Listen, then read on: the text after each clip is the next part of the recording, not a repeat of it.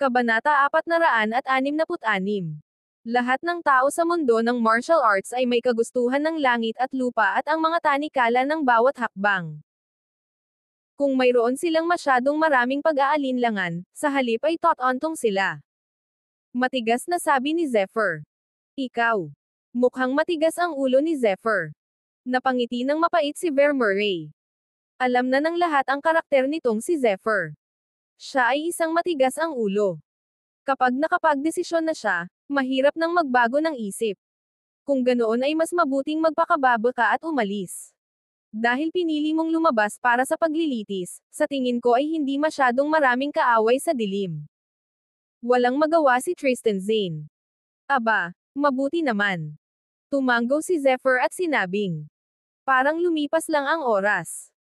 Sa mga araw na ito, si Zephyr ay patuloy na pumupunta at pumunta sa mga pangunahing taluktok ng Boundless Academy, lalo na ang Peel Refining Hall. Napakaraming sangkap ng panggamot na kailangan ni Zephyr sa loob ng Peel Refining Hall, sa pamamagitan ng pag-asa sa kanilang relasyon ni Edgar Nash, napino ni Zephyr ang ilang mga medicinal pill bilang backup. Sa araw na ito, ang buwan ay malinaw at ang mga ulap ay nakakalat. Sa Supreme Peak, isang itim na anino ang direktang pumutol sa kawalan at naglaho sa gabi. Sa ilalim ng liwanag ng buwan, malabo na makikita ang figure ng kabilang partido. Isang pares ng hugis phoenix na table tas ang kumikislap na parang dalawang kristal. Ngunit maya-maya, nawala ang itim na anino. Ang lahat ng iba pang pangunahing tuktok ng Boundless Academy ay tila may naramdaman. Sa Horizon Peak, isang malamig na singhot ang lumabas na may kakilakilabot na layuning pumatay. Sa Feather Peak, isang tunog ng espada ang umalangaw-ngaw sa kalangitan. Sa itaas ng dalawang pangunahing taluktok na ito. Isang malaking pangunahing tuktok, tulad ng isang lupain ng mga Diyos. Ito ay ang Supreme Peak. Emph. Sa wakas wala ka na. This time, you must die. Isang malamig, matalim, at nakamamatay na ungol ang palm unit sa mga ulap. Ang itim na anino na ito ay si Zephyr. Dahil ayaw niyang magpa-alerto ng masyadong maraming tao, pinili ni Zephyr na umalis sa gabi. Gayunpaman, minaliit pa rin ni Zephyr ang ilang tao na nagbigay pansin sa kanya. Hindi nagtagal, naramdaman ni Zephyr na maraming aura sa likod niya ang mabilis na humahabol sa kanya. Mukhang may nakapansin sa akin. Bahagyang nanginag ang puso ni Zephyr. Sa kanyang kasalukuyang kakayahan sa pangunawa ng Evil Breaking Eye, malinaw niyang naramdaman ang malakas na pagbabago sa likuran niya. Kahit na hindi sinasadyang hulaan, alam ni Zephyr ang mga pagkakakilanlan ng mga taong ito. Lahat sila ay mula sa Horizon Peak. Emph. Kasabay ng mahinang pagsinghot, nakakurbo ang sulok ng bibig ni Zephyr sa kakaibang arko. Buzz. Ang figure ay biglang huminto, at pagkatapos, sa kawalan, si Zephyr ay pumailan lang sa hangin at agad na dumaan. Sa gabi, ito ay tulad ng isang umaagos na liwanag, na agad na nagpapataas ng bilis ng higit sa 10 beses. Sa isang iglap, nawala si Zephyr. Paano ito posible? Maraming mga figure ang biglang lumitaw mula sa isang direksyon at tumingin sa direksyon kung saan umalis si Zephyr, na gumawa ng hindi maisip na tunog ng pagkabigla. Masyadong mabilis ang lalaking ito. Hindi na tayo makakahabol. May gumawa ng walang magawang tunog. Humph. Kahit hindi tayo makahabol, may pwedeng magpatuloy sa paghabol sa kanya. Sa sandaling matapos siyang magsalita, maraming figure ang lumitaw at gumalaw sa kawalan. Tulad ng isang bahaghari, humabol sila ng may mga tunog ng pagpunit. Sa gabi, para sa isang sandali, ang tunog ng pagpunit ay partikular na malinaw. Sinasamantala ang gabi, partikular na malabo ang figure ni Zephyr, kaya naman pinili niyang sumulong sa gabi. Lalo na sa panahong ito, hindi lamang pinagsama-sama ni Zephyr ang kanyang cultivation base, ngunit napabuti rin ang kanyang Thunderfoot. Sa makatuwid, sa tulong ng kapangyarihan ng Thunderbolt, ang kanyang bilis ay nakakagulat na mabilis. Gayunpaman, muling sumimangot si Zephyr. Pakiramdam niya ay sa likod niya, may ilang aura na patuloy na kumakapit sa kanya. Kabanata 467. Bagamat hindi kasing bilis niya ang iba pang mga partido, nag-aatubili pa rin silang tumitig sa kanya. Talagang hindi nagkakalat ang grupong ito ng mga kasama. Nakaramdam ng lamig sa kanyang puso si Zephyr. Klang! Isang mabigat na magic weapon ang lumitaw. May malinaw at mahabang tunog. Sa kanyang harapan ay nakatayo ang isang lalaki na may hawak na halberd. Siya ay nakatayo sa kawalan, na para bang siya ay nakatapak sa lupa, at ang kawalan ay lumulutang na parang isang walang kamatayan. Sa kanyang kamay, may isang mahabang halberd. Ang divine light ay kumikislap, mukhang marilag. Senior Kuya. Sa pagtingin sa lalaking ito, hindi maiwasan ni Zephyr na mabigla.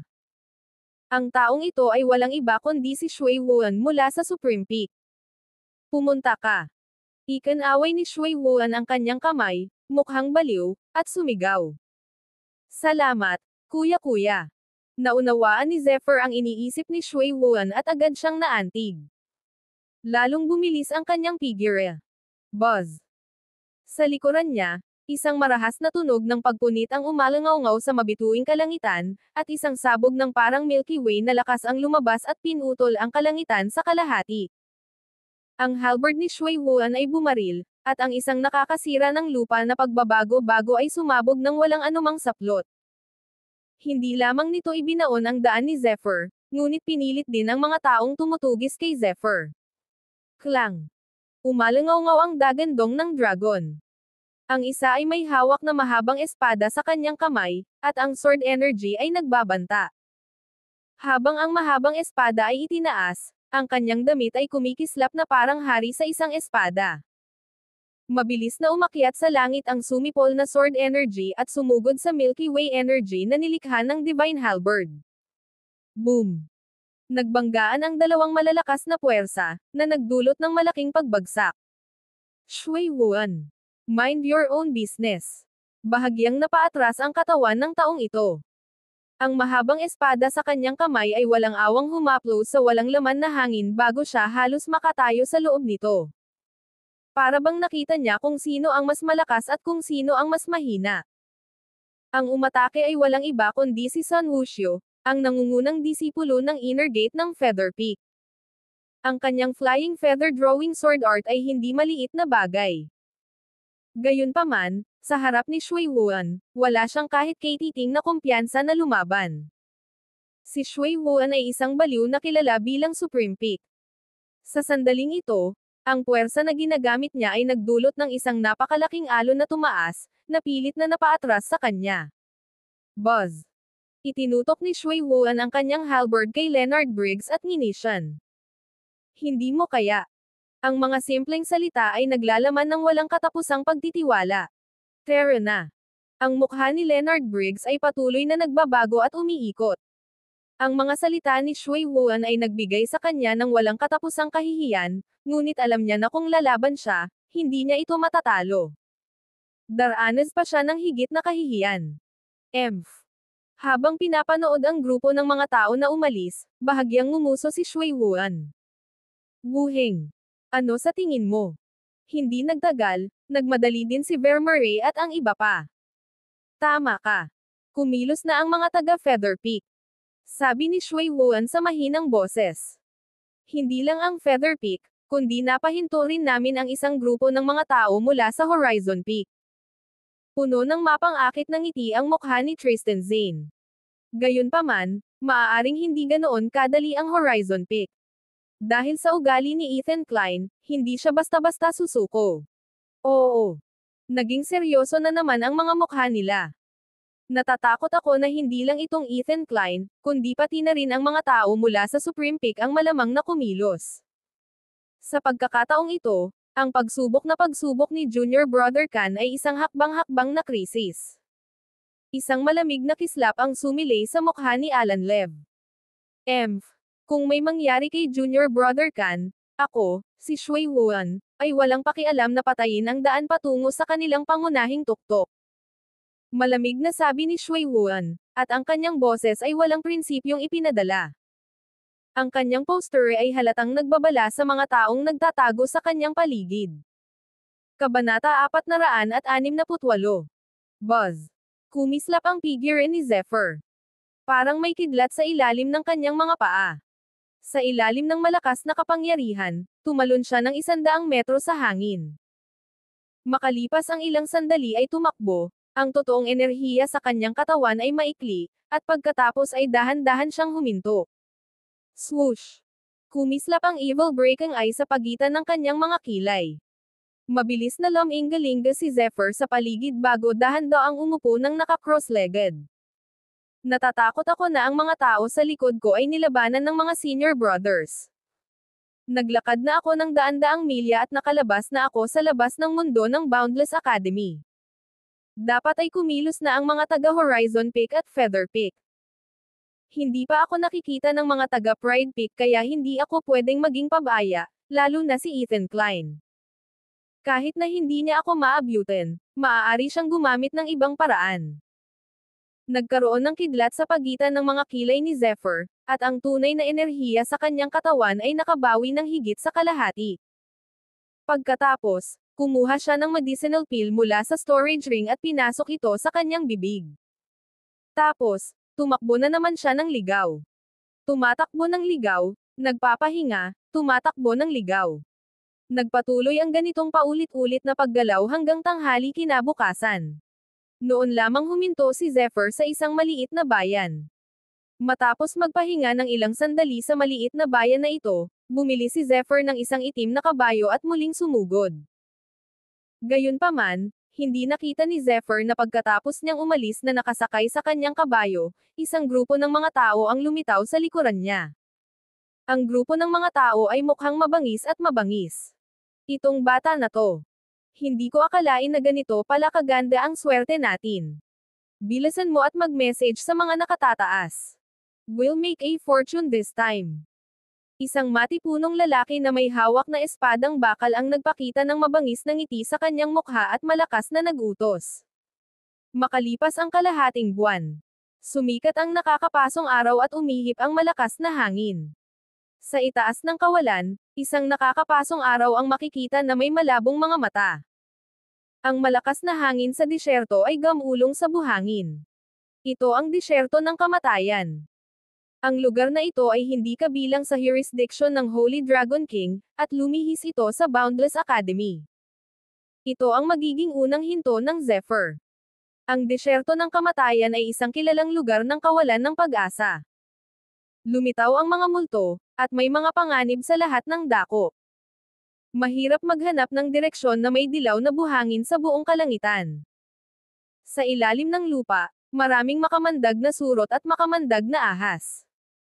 Sa sandaling ito, nakatayo dito, ang mga tainga ni Zephyr ay napuno ng nakakatakot na dagandong ng mga hayop. Nabalitaan na sa disyerto ng kamatayan na ito ay orihinal na puno ng sigla, ngunit naging ganito ito dahil sa isang sakuna. Ito ay tiyak na dahil ang kapaligiran dito ay masyadong malupit na walang isang imperyo ang piniling kontrolin ito. Swoosh! Si Zephyr ay naglabas ng isang piraso ng pinatuyong karne mula sa storage ring at pinasok ito sa kanyang bibig.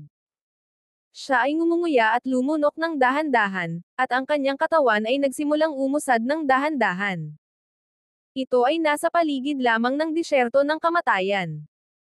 Ang kapaligiran ay hindi talaga masama, at ang kailangan niya ay ang pinakamasamang kapaligiran upang unti-unting mapabuti ang kanyang paglilinang at maputol ang kanyang mga tanikala. Rumble. Matapos lunukan ang pinatuyong karne, kumuha si Zephyr ng isa pang bote ng tubig mula sa storage ring at dahan-dahan itong nilunok. Sa disyerto, kung walang supply ng tubig, kahit isang makapangyarihang martial practitioner ay magkakaroon ng sakit ng ulo. Gayunpaman, ito ay wala kay Zephyr sa storage ring. Swoosh! Makalipas ang halos 2 oras, biglang nanlambot ang mga paa ni Zephyr. Pagkatapos, ang grabo sa ilalim ng kanyang mga paa ay gumuho tulad ng isang hindi nakikitang bibig, na bumubuo ng isang malaking puyo ng tubig. Masyadong mabilis dumating ang kalaban at naging masyadong biglaan ang lahat. Maging si Zephyr ay bahagyang natigilan. Ngunit hindi nagtagal, napagtanto niya kung ano ang nangyayari. Sa kanyang mahusay na galaw ng katawan, mabilis na naiwasan ni Zephyr ang puyo ng tubig. Mukhang dumating na ang panganib.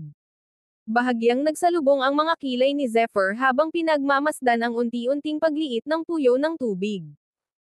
Ito dapat ang sentro ng disyerto ng kamatayan. Bagamat hindi pa niya ito pinasok ay nangyari na ang krisis. Swoosh! Bahagyang gumalaw ang kanyang figure. Isang layer ng totoong enerhiya ang lumitaw sa paanan ni Zephyr. Sa ganitong paraan, madarama niya ang panganib ng maaga. Sa pagpapatakbo ng totoong enerhiya, unti-unting bumilis ang bilis ni Zephyr.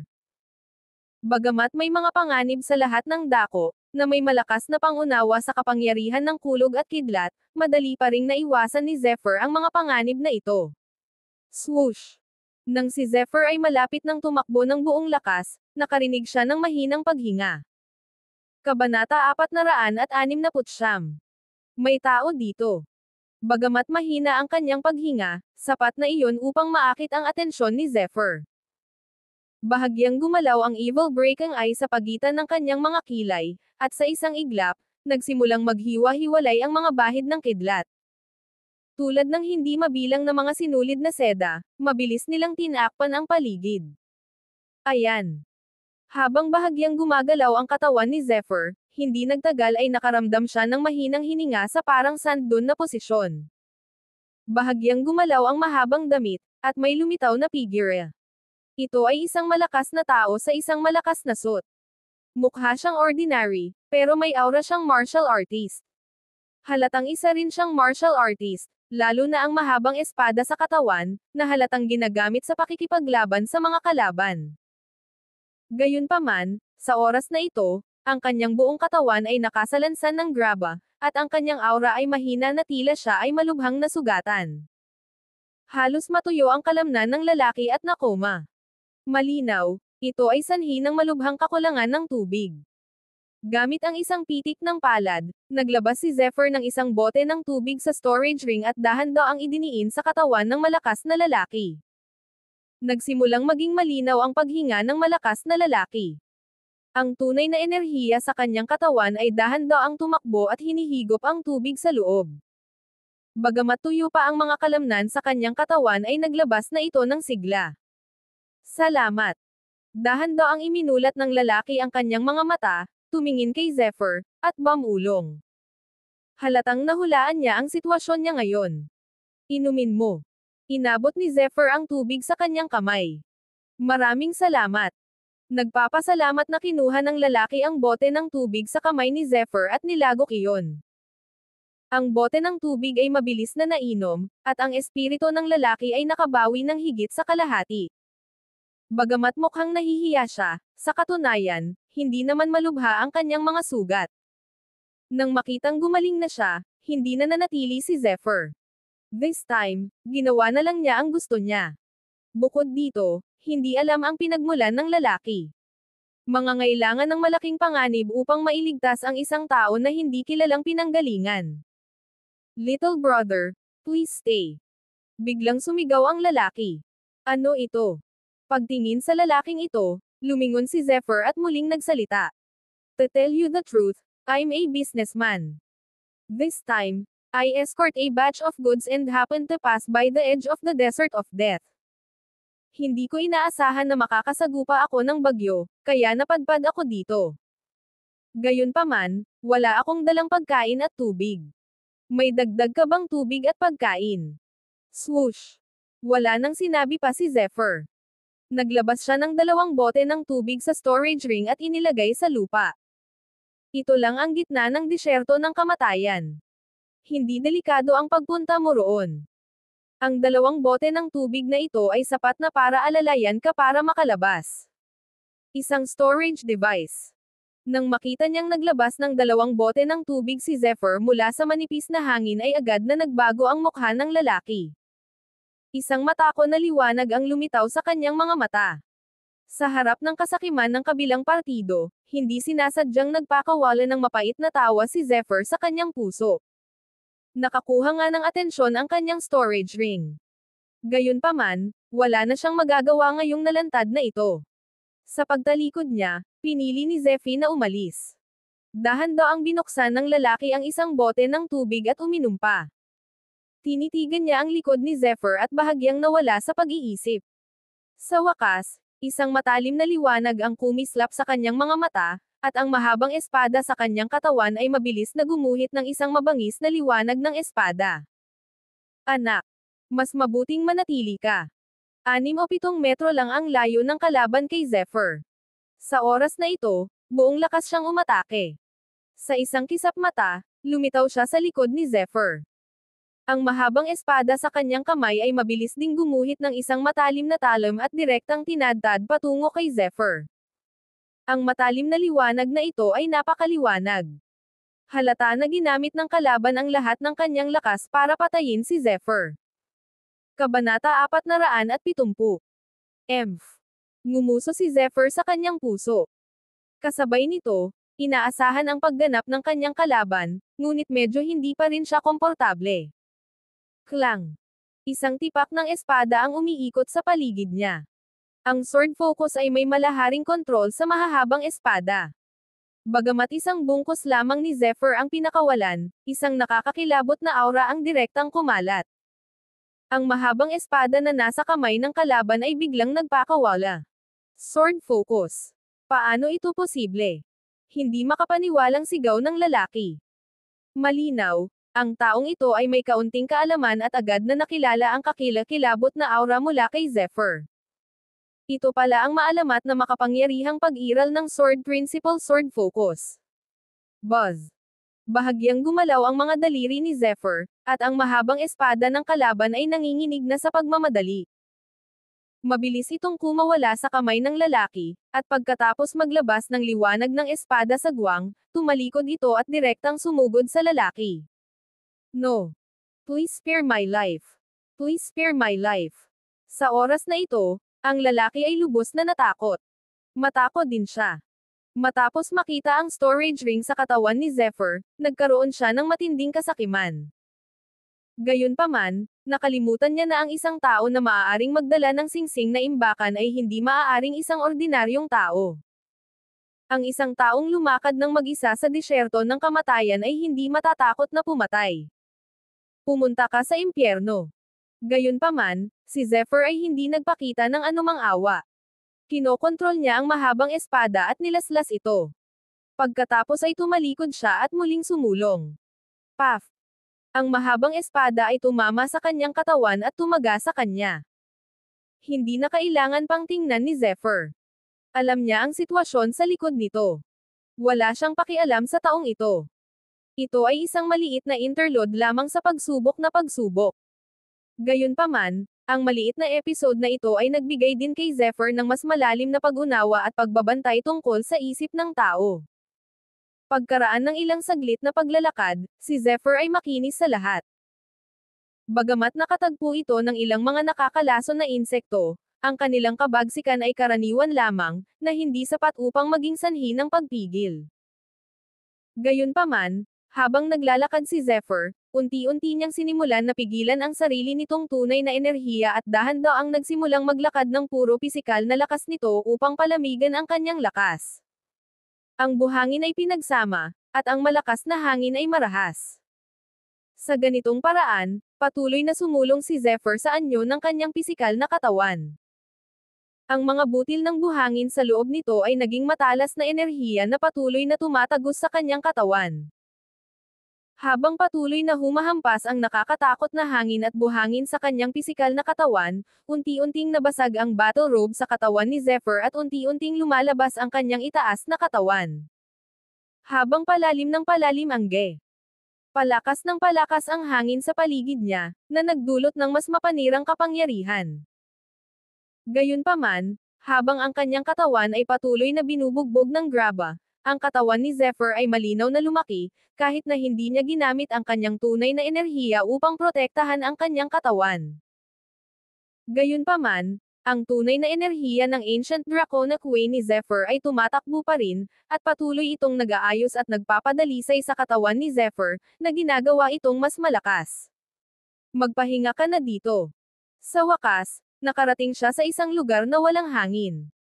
Si Zephyr ay nagsimulang gumawa ng mga pagsasaayos at kumuha ng pagkain mula sa storage ring upang kainin. Makalipas ang ilang sandali, muling tumuntong sa kalsada si Zephyr. Sa ganitong paraan, patuloy na sumusulong si Zephyr. Bukod sa muling pagdadagdag ng pagkain, halos hindi siya tumigil. Sa daan, patuloy na nagbabago ang kanyang estado ng pag-iisip. Ang kanyang balat ay naging kakaibang puti, parang puting jade. Gayunpaman, ang puting balat na parang jade ay kumikinang, na parang may patong ng banal na liwanag na nagpoprotekta rito. Walang sino man ang mag-aakalang sa oras na ito, ang katawan ni Zephyr ay patuloy na humahampas sa graba, at ang kanyang balat ay patuloy na nagbibitak, nagkukumpuni, at naglilinis.